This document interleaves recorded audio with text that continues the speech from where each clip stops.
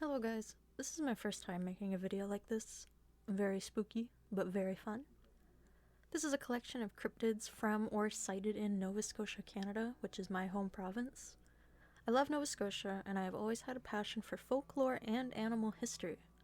So, I hope you guys enjoy this video, as I enjoyed making it. Let me know how you feel about the format of this video. I do have a webcam, but the quality isn't the best. Hello. Check out my stream if you are curious about the quality, and let me know if you'd prefer me to be on the screen or if you like just having my voice with the pictures. Obviously this is not every cryptid ever sighted in NS, but the more notable ones at least. If you have any tales that I missed, feel free to let me know in the comments. Werewolves are a pretty common cryptid, and Nova Scotia has its fair share of reports.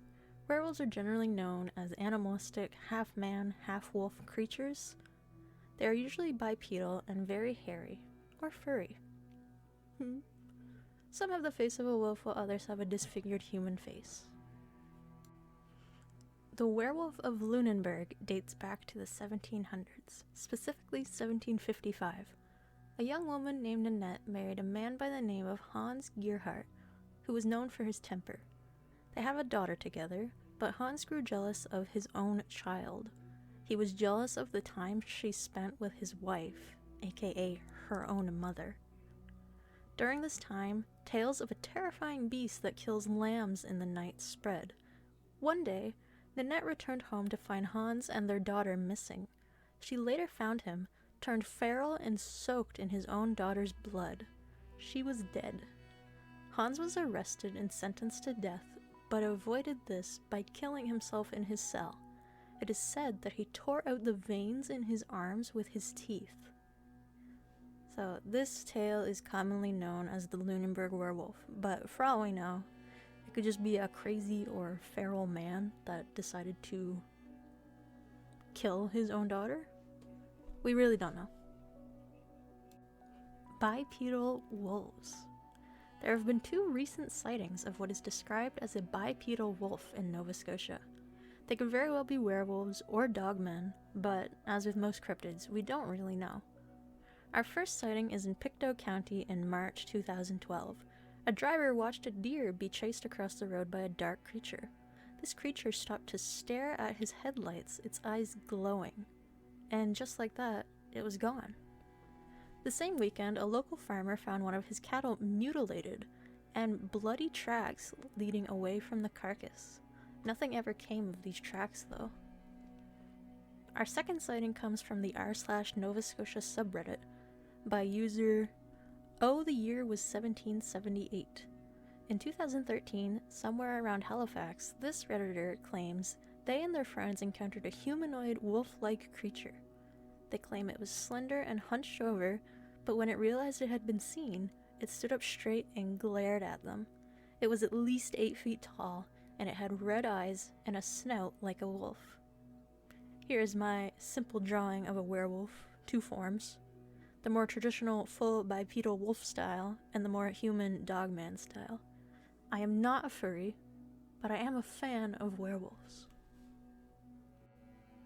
Green Hill Creature.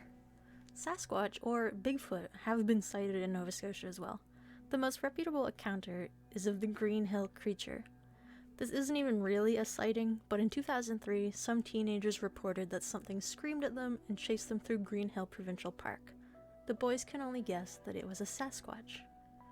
Bigfoot, my man. I am a big fan of this cryptid.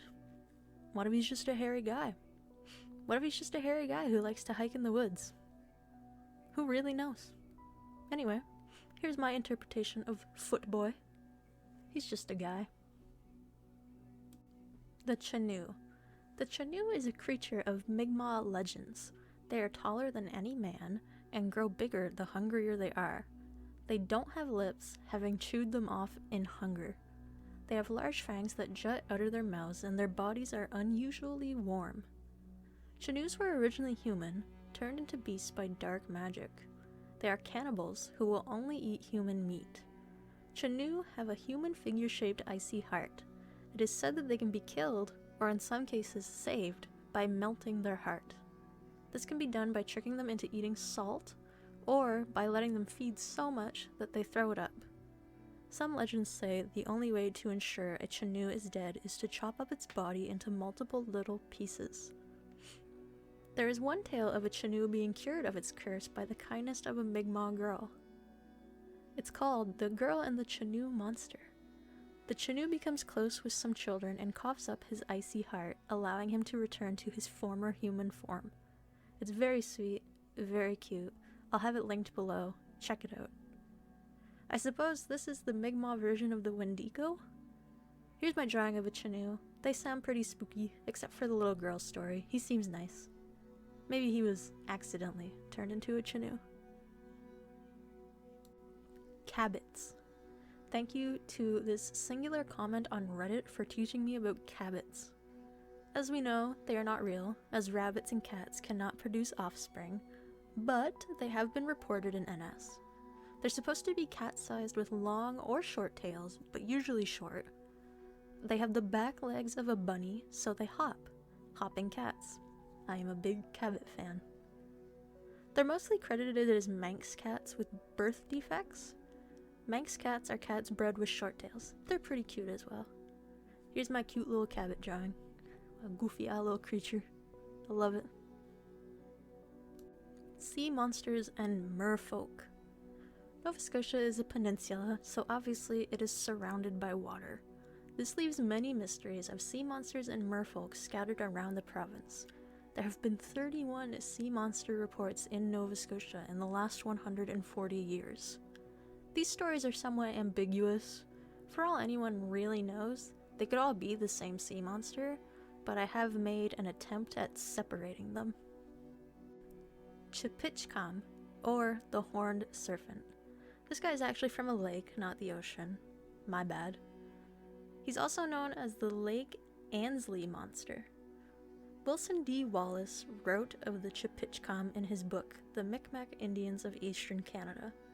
This guy is wacky as hell. It's about an inch-long worm.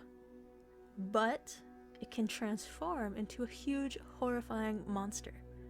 Wallace's account is that there were two creatures that he cited, seemingly a male that was black and a female that was brown. They have heads similar to horses, but much, much larger. The classic horse sea monster. These guys always freaked me out when I was a kid. I remember there was a movie that came out about them. It was my nightmare. The Cape Sable Serpent. The Cape Sable Serpent is a well-known sea monster from, well, Cape Sable. There are several accounts of it, but most agree that it is around 50 feet long, has the head of a boar or a horse, has sharp teeth that jut out from its mouth, and it has red, snail-like eyes that stick out from its head. It apparently also has frills on the back of its head, it has snake-like scaly skin, and it's covered in barnacles. I cannot get over the snail eyes. Look at this. The sea monster of Northumberland Strait. A fisherman named Millwright William Barry in Arsog, which is off the coast of Northumberland Strait, reported that he sighted an unknown creature in the water. It was around 18 meters long and had humps on its back. But Barry says the humps were too close together to be bends in its body. This was in 1844. Supposedly, this creature was sighted for the second time at a beach around Marigomish Harbor. Several people reported seeing a 24-meter-long sea serpent with humps on its back. The beachgoers say they watched the creature for up to an hour before it wandered away.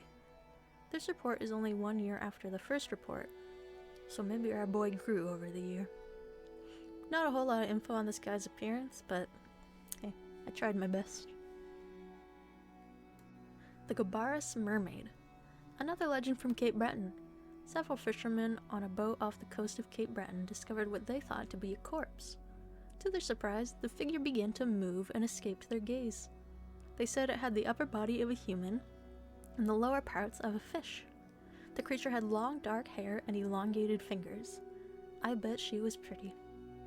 You are not immune to pretty women. Neither am I. the father of all turtles. While not explicitly from Nova Scotia, the father of all turtles has been sighted off of the province. Originally spotted in the Dominican Republic, this monster was described as a whale-sized turtle with a long finned tail. The Nova Scotia sighting was in June 1956. The crew of a cargo ship reported seeing the father and estimated that it must have been around 45 feet long. A common resolution for this monster is that it is simply a large leatherback sea turtle. Another theory is that it is the last remaining Archelon ichiros, a Cretaceous period animal that went extinct 70 million years ago. Excuse my pronunciation. Big boy. Big father. Huge. Alright, again, excuse my pronunciation. Sithichean Fairies. Nova Scotia has a deep Gaelic culture. Nova Scotia itself means New Scotland. Gaelic fairies are not your typical fairy. They're short and stumpy, often wear red hats, and they're not very nice. They're quite mischievous and dastardly. These fairies look more akin to a more western gnome. Inverness, a town in Cape Breton, Nova Scotia, was originally named Shean, or the Fairy Hill. Fairy hills are where fairies reside, where they sing and dance to their heart's content. Evil gnome-looking bastard. Okay, that's a little harsh, wait. Mischievous gnome fairy. The Devil's Footprints in Beaver Bank. In Beaver Bank, a community part of the HRM, there is stunning evidence of something. Some say the devil himself left huge, deep footprints in solid stone. They're too large to be human, and they span across an entire lake, disappearing on one shore and reappearing on the other. It is said that the devil walked this area in the 19th century. They're apparently still there, so maybe we'll check it out on our next trip to Halifax? At Exorius? So, not really a cryptid, I guess, but still a funky little mystery. Here is the literal devil. Phantom kangaroos. This is one of my favorites. Kangaroos have been sighted in Nova Scotia. Obviously, Nova Scotia is pretty far away from Australia, so what are they doing there? They're called phantom kangaroos, and they've been sighted all over North America. The most well-known sighting in Nova Scotia was in Bridgetown in 1984. A man reported seeing an animal with short front paws, large back legs, and a deer-like head. Sounds like a kangaroo. Other sightings have been reported in Lunenburg County, Guysborough, Cole Harbour, and most recently Antigonish in 2015. It's literally just a kangaroo. I love him. The Phantom. This is a short one, and could possibly just be a ghost or an apparition rather than a cryptid. In 1969, in Berwick, Nova Scotia, multiple reports came in of an 18-foot tall, dark creature. Many people claim to have seen it, and it has been dubbed the Phantom. I'm thinking maybe this could be a more direct approach of the Hat Man, because it does apparently have a hat, you know? The Morden Dark Green Creature. In the small town of Morden, Nova Scotia, 3 children encountered a strange green monster in the woods. It was a dark green humanoid creature, about 4 feet tall, with webbed hands and feet. It was sickly thin and followed the kids in the tops of the trees like a monkey. When the children successfully ran from the cryptid, it let out a blood-chilling scream. The children researched this creature and found it to be similar to a creature sighted in Dover, Massachusetts in the 1970s. The Dover Demon. While they do look similar, the obvious difference is the color of this cryptid's body. The Dover Demon is said to be flesh-colored. Maybe on its vacation to Nova Scotia, it got caught in a swamp? Stinky little green fella. I added some moss to fit into our theory. Alrighty, that'll be it for me. I've been wanting to make this video for a really long time now. These are super fun to research, and I really hope you guys like it as well. More of these types of videos will be coming soon. I may go province to province and possibly even country-based videos in the future. If you have any video ideas, feel free to let me know in the comments. Thanks for watching, and I hope you have a good day.